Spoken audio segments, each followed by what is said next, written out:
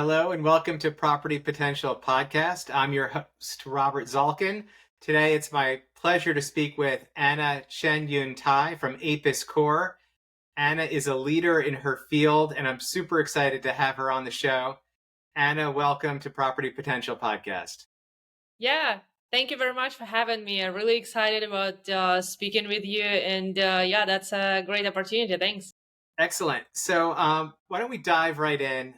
You've created just an unbelievable company. But before we talk about Apis Core, I'd love to learn a little bit more about yourself, how you got to where you are, and just your journey, your story of how we got from the beginning to today. Oh, yeah, absolutely. The story started like 12 years ago when I was studied space physics. That was my, specialization. But I always want to be entrepreneur. Even when I decided to go to study space physics, I was like, okay, I just need to spend 5 years of my life at something really interesting to learn, and then I will figure what I'm actually going to do as an entrepreneur. And then I met Nick, my current co-founder of Apis Cor. And so we didn't start doing Apis Cor right away, but I joined his ventures he was doing at that time. He was building custom built CNC machines and robots, and basically he helped factories to set up the specialized equipment so they can increase productivity when they produce in like a big metal parts, or how they cut quickly metal sheets, for example. So, but he was building really like a custom built machinery. It wasn't something that we were selling. And I thought that is a great opportunity. I liked Nick because like he was definitely like a very brilliant person. I wanted to be with a brilliant person. So, and I was like, I really want to help you. And I joined his business at that time and help him from the operational part of business. This is how I learned a lot about the production, manufacturing, robots, industrial automation. And Nick also was doing construction. He was doing like a small local construction projects. And I was helping with this as well. And then we got a very big construction project on Olympic Games in 2014. We were responsible to build and deploy ground navigation system, meaning that it's 5,000 concrete signages showing the direction to Olympic Stadium, to ATM, to train stations. So we were basically responsible for millions of people not to get lost. And we were like 22 to 23 years old. So that was a great opportunity, but it was also a very, very intense project and like a very short period of time to deliver that. But we successfully delivered that, and we made our first big money together. And then like, okay, what's going to be next? And because we saw how outdated construction was, and like huge problems with the labor available to do the job, and we also had experience with the robotics and the industrial machinery, we decided to combine this experience, and this is how we started Apis Cor. And of course, the actual technology, the robot that we have today, that was created by Nick.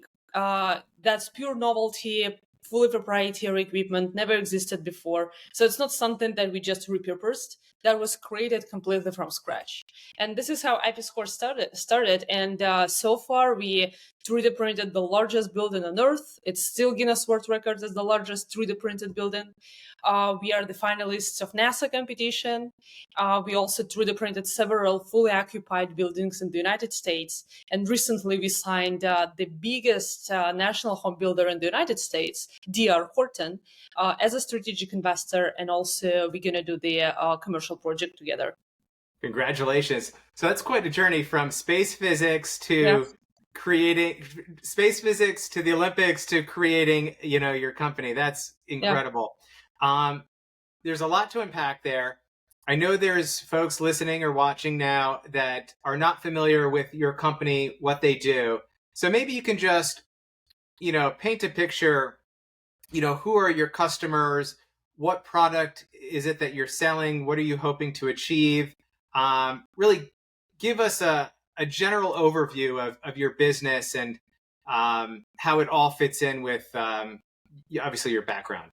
Oh yeah, absolutely.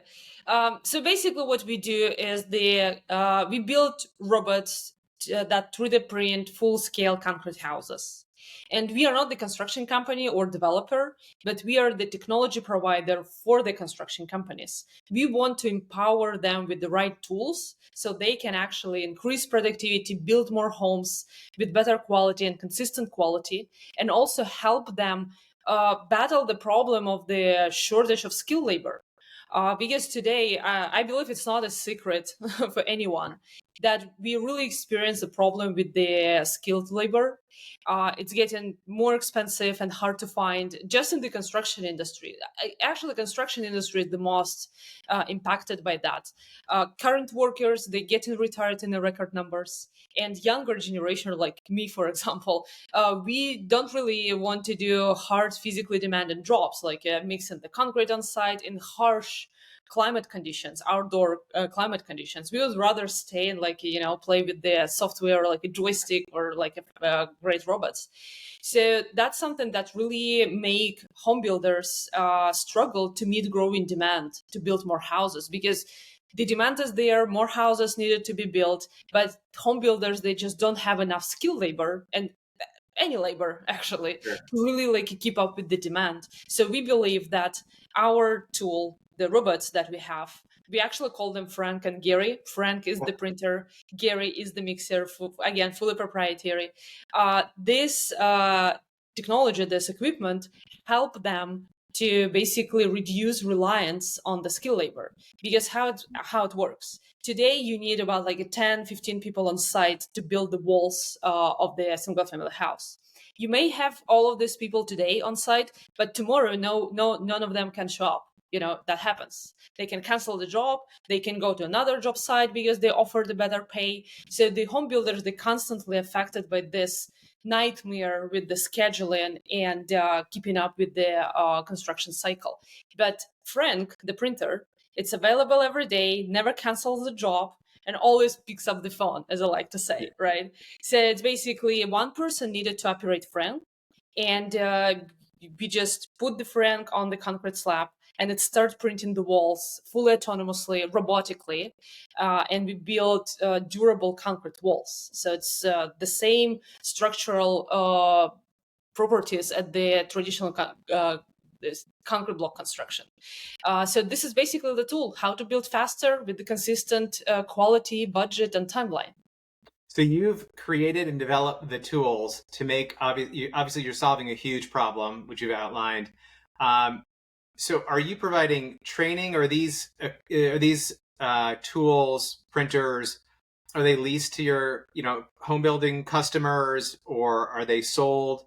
How does that work? If I'm interested in using your technology and using one of your machines, how would I go about that? If I'm a potential customer, would I be trained on how to use it? Would I be able to purchase it? How does that work? Yeah, so our goal is to really make the robots as available as possible, whether it's sale of the printer or renting out. We're going to rent out or lease out the robots a little bit later. Right now, we do direct sales to the construction companies, but it's not something that we just sell the equipment and forget about them. It actually coming with the constant support and supplying of the proper 3D print concrete, because the equipment is only part of the equation.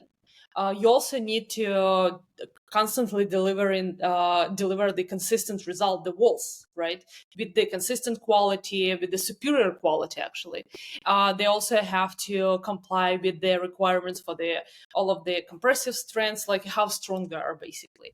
So this is part of the entire product that we sell or provide to the customers, and the material is the significant part of the successful deployment of the technology. So you're providing a complete solution, including the material. Yep, exactly. And just to give our listeners or viewers just some sort of scale, what would a system sell for? Price range. Obviously, materials is totally separate, but what would a home builder be looking at if they were to purchase one system? Mm-hmm. Well, it's within the range of more than $500,000. Okay. But less than 1 million. I Okay. would say. It's also for the construction type of equipment, industrial machinery like that. It's a pretty modest price, I would say, because also it comes with the value proposition, how soon it can be paid back, right? Sure. So, like, one printer can 3D print 50 to 100 homes a year. Oh, And wow. if you figure how to save at least $10,000 per house, because it also depends on the design, on the floor plan, on the location. Uh, the you can save up to 30% cost savings, but let's say worst case scenario just $10,000, right? It's still going to be like already $500,000, so like 50 houses by 10,000. Yeah, So it's oh, go ahead. so basically you can calculate how much you can save per house. Your No, payback is well worth the investment. yeah, exactly. It's like a couple of years, Yeah. because we do know how many houses the printer going to print per year. So it's kind of like for the home builders, really how to increase the revenue and like expand the business using the tools for that. You have a unique name, Apis Cor. Tell me a little bit about the meaning of the name. Is there something behind it? Oh yeah, absolutely. Apis from Latin is actually a bee, the bees, Sure. and bee they're the first who ever used 3D printing to build homes. So as you know, they kind of like extrude the wax to 3D print honeycombs. Yeah. So that's the inspiration. Whoever like it was in the nature who used 3D printing to build homes, right? So that's What a great name. I now I appreciate it that much more. Um, so for your company, you're obviously, looking at new technology. You're looking to improve systems that are already developed that you've, created. How are you using research and data and even AI to make decisions and incorporate that in your product and your overall business? hmm Oh, that's a great question about AI. I think it's like this technology is going to really reshape every industry, and especially with the robotics. We see like a humanoid robots, like a company figure, right? Even like Tesla, they build in humanoid robots and they use AI and machine learning to actually increase productivity. So, we also robots, right? It's like our Frank, it doesn't look like human, but the Frank actually performs the specific task through the print the walls. And the way where we use AI and machine learning, it's how we can make the equipment fully autonomous. Meaning that, let's say in a couple of years, we don't need to use people to operate the robot completely, even to place it on the concrete slab. Ideally, this is something that we know how to achieve. One person just drive the pickup truck with the trailer, pull it on the construction site, press the button, and then Frank and Gary like automatically, like full autonomously drive, like roll out from the trailer, goes to the construction site.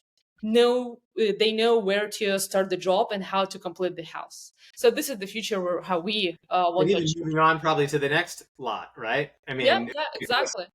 you Yeah, know, it work 20 doesn't matter like it. or stop. Yeah, exactly. You know how many houses you need to build within this lot, right? And Frank and Gary having the ability to read the environment around, they can actually do this job. And even like recently, last week, we successfully tested tele operation of our Frank and Gary, meaning that we didn't have operator on site to actually like control the robot. Our operator was in California. We were in Florida, so everything was done remotely, and our team was just, standing around and like, Andrew, may you can a little bit move the robot, for example, right? So that was complete remotely controlled 3D printing process. I noticed that I think I saw on your website potentially building on another planet or something very futuristic. Tell me a little bit about your company's short term. When I say short term, 5-10 year vision, and then longer term. What is your company? What is 3D printing? What does the industry look like 20-30 years into the future? Oh, great question. Love it. So, of course, our main focus right now, it's like how to scale this technology here on Earth, because we have a lot of problems here on Earth, right? But at the same time, construction in space, like a moon, Mars, it's kind of like a natural continuation, because as I mentioned, we're already working today how to make these robots fully autonomous, meaning that like nobody needs to actually supervise the machinery, and the process like really goes without any supervision. The same needed to build on Moon and Mars, because nobody going to be there to operate printers, right? And it's also like a 20 minutes delay or like of the telecommunication, right? So you even like not able to see right away what happens wrong. So the machines ideally will need to understand and make decisions, right, how to do this, or they have to be very, very comprehensive and operating without help of people. So this is our focus right now, how we can really help every home builder on Earth, starting with the United States, how we can help them to build more homes quickly, and also reduce the cost for the construction and for the houses, because we believe that even if you figure out how to build homes for $100,000, it will not change the market situation. What really can change the market situation is the balance of supply and demand. This is how the prices can actually go lower. But now the supply does not meet demand. So what we want to do is like how to help construction companies build more homes. Supply will rise, and then the prices go down. This is how we see us as part of that. We're not trying to really like disrupt everything, but at least figure out how to do that. And then, of course, like we can figure out how to go on Moon and Mars and build houses there.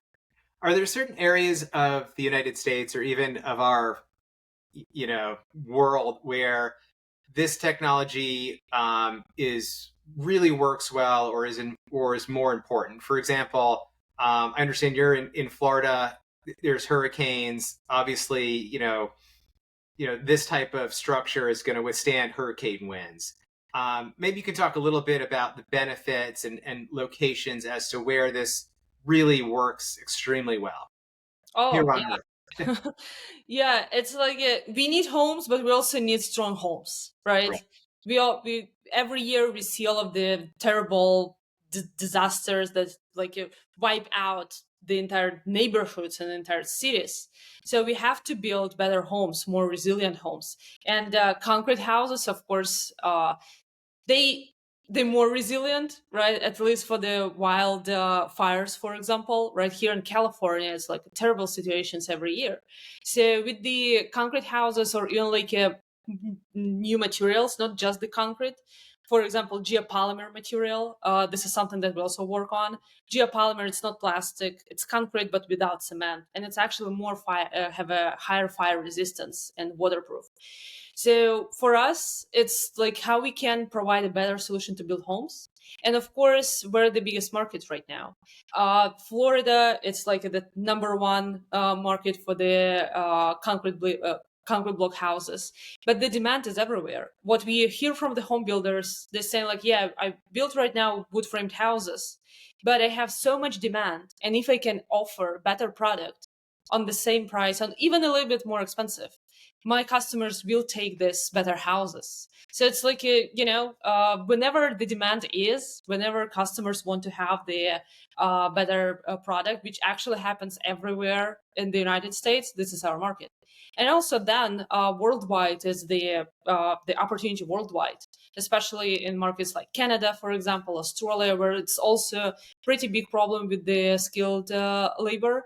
But again, like even the countries where skilled labor, for example, is not that expensive, but it's still not really that available. Because again, like a different value proposition, can we build cheaper, or can we build more and with the consistent output? And I'm sure also with commercial applications as well, there's, a ton of other industries or asset classes that you could use this technology for. In terms of price per square foot, what is the apples to apples comparison? As you mentioned, stick built houses. You said, I think earlier, you're seeing a little bit of a savings of, 10%, but then as high as 30%. Maybe you could talk a little bit about the dollar savings Yep. for home builders. Mm-hmm. Oh yeah. So this is kind of like a tricky part about the construction, because the prices are really different from zip code to zip code, and it really depends on the availability of the subcontractors. But what we figured is how to 3D print walls half the price of the traditional concrete block construction. We already know that.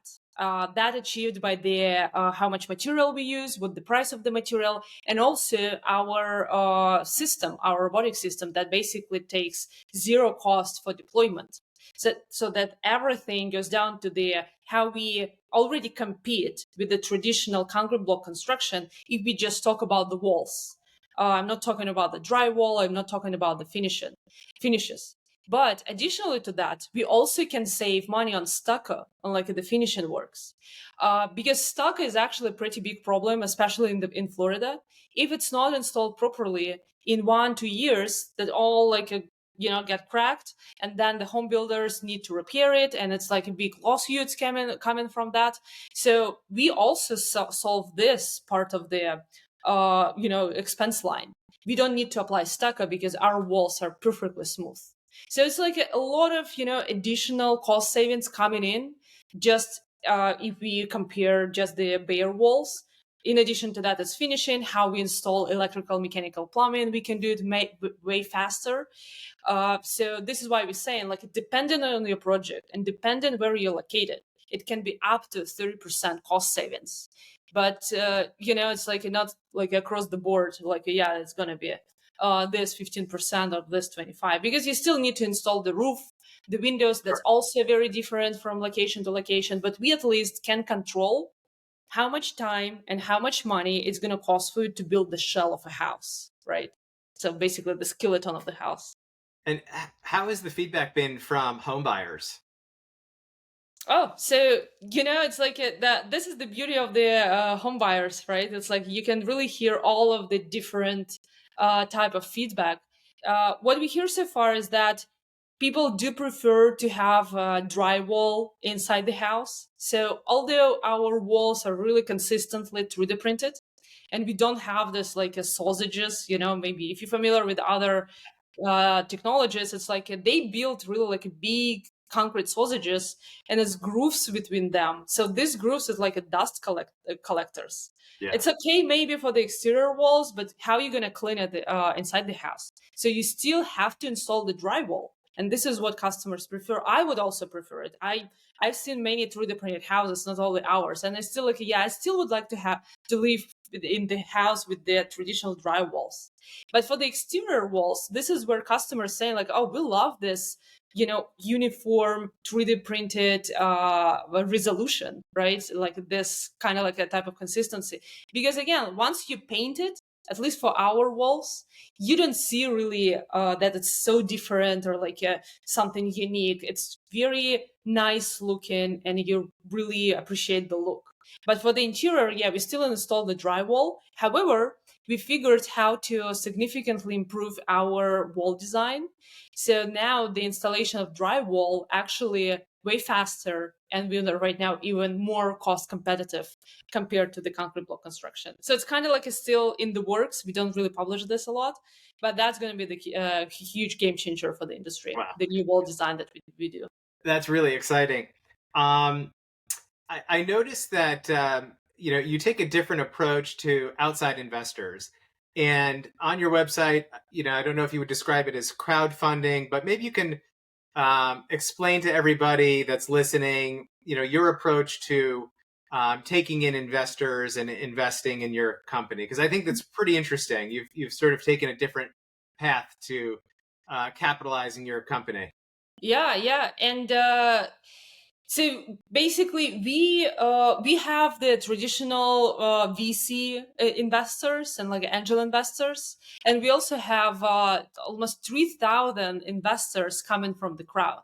It's kind of like a different investment vehicle, but the idea by the government when they decided to do this exemption is that everyone has to have opportunity to invest in the possible next big thing, because it used to be very just for the investors in Silicon Valley with the deep pockets. Only they could invest like in great companies like Google, for example. So about like 7-10 years ago, the United States decided that everyone should have this opportunity, but it's going to be limited to how much net worth you have, right? Because government also protect the citizens, and they don't want to invest all of the, your annual salary to risky startups, right? So it's like the crowdfunding, everyone can invest. You don't need to be accredited investor, but you have the limitations how much you can invest.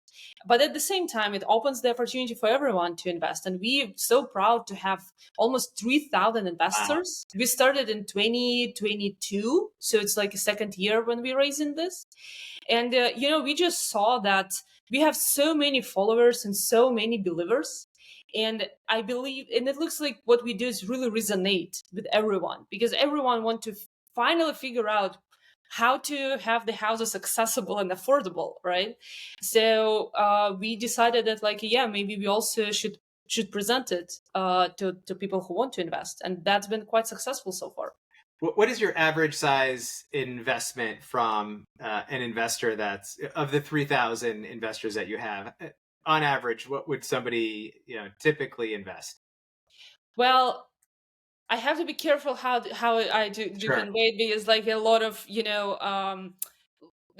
regulations how we even promote that. Okay. But yeah, everyone who wants to learn about that, they just need to go to Start Engine, find our offer in there, carefully read all of the investment details, and then make a decision. But our minimum investment is $250. Oh, So it's okay. basically yeah, everyone who has $250 should be able to invest. That's excellent. Yeah. I'm so happy to see that you opened it up to everybody. Tell me a little bit about where you draw inspiration from for, I mean, what you've developed is so creative, and I'm just curious, where do you draw inspiration from? What trends do you look at, or um, where do you pull ideas from? Tell me a little bit about what happens as you're kind of thinking through things. Our best inspirator so far was just common sense. Perfect. Honestly speaking, yeah, because when we started, we're like, yeah, automation has to be introduced to the construction, but then like it has to be cost competitive, and it has to be very easy to operate. It should not create more costs, right? So, and then we also talked to the construction companies, and we asked them, what you really need? How do you think this new technology should look like? What the main features you need? And then based on that, reasoning from that, we created Frank. And Frank features true mobility. It's one person to operate, and even the walls that we 3D print, they already we already have the unit economics that work. As I mentioned, we already know how to 3D print walls, half the cost of the traditional concrete block construction. So we just really put first like how it should look like, and then we created this. But again, like we just want to provide really advanced tool for the home builders to solve real problem, and we also want to create product that customers will not be able to ignore. And it all the time happens with the best technology, and really finding the specific problem, and solve it in the best way, and also saving money when you solve this. That's great. So you mentioned a large, I think DR Horton as one of your, new large projects. Are there any other exciting projects on the horizon? Yeah, we're actually going to build 2 homes with Habitat for Humanity on Space Coast. We're right now in the middle of the designing process and permitting. So that's going to be the next really exciting milestone. And we have the home builders who already placed the reservations for Franks, for our printers. Great. We're right now really just pushing towards getting more funding so we can ramp up the production and meet the demand for our Franks that people really would love to put their hands on. That's excellent. In terms of, bottlenecks or, things that are preventing you from developing more robots. What could that be if you could just sum it up in a few words? That just really building best team on work, like getting the A team work with us. So whoever want to see that we may be a good opportunity for them, we're really looking for the A team, for the brilliant people who can help us to grow and build the company. And of course, it's funding as well. So actually, in addition to this crowdfunding, we also doing the in the process right now on the another round of funding. So just really, money, it's something that I think prevents any great company from growth, Sure, right? sure. So yeah. You certainly have an excellent product. You are, on the cutting edge of this technology. I've been following your company for quite some time now. I'm really impressed with what you've developed so far, and I'm really excited to see what's to come in the future. As we kind of wrap things up, do you have any final thoughts that you'd like to share? Oh, well, a lot of thoughts. Yeah. um, so I would really just, my all thoughts right now is like how to build more franks sooner, because like yeah, the demand is like interest from the home builders and from the customers is really incredible. And I would really encourage all of the young people really go to the STEM, as I call it, right? Sure. Like, yeah, because like yeah, AI is booming, like software and everything is booming all the time. But we also need people who are gonna build stuff, right? Engineers and like printer operators, like for us, for example. So with the new technologies and AI, the boring industries like construction getting actually very excited, especially with the companies like us. So I would really encourage, younger generation and everyone actually to start looking into the how new technologies can equip you even as a trader or like this, the skilled person, for example, how you can learn new stuff and help us to battle the housing crisis. Because yeah, that's great when we have a lot of robots, but we still will need people to operate these robots. We don't really take someone's jobs. We actually create new opportunities and we fill the gap to build more homes. So I just would really encourage to more people to join construction technologies, especially like robots, and also join our company. That's excellent. Thank you so much. I really appreciate the time spending together on Property Potential podcast. And for those that are listening, please check out the website. They're doing some incredible things. Anna, thank you so much. Thank you so much. That was a pleasure. Thanks. Thanks.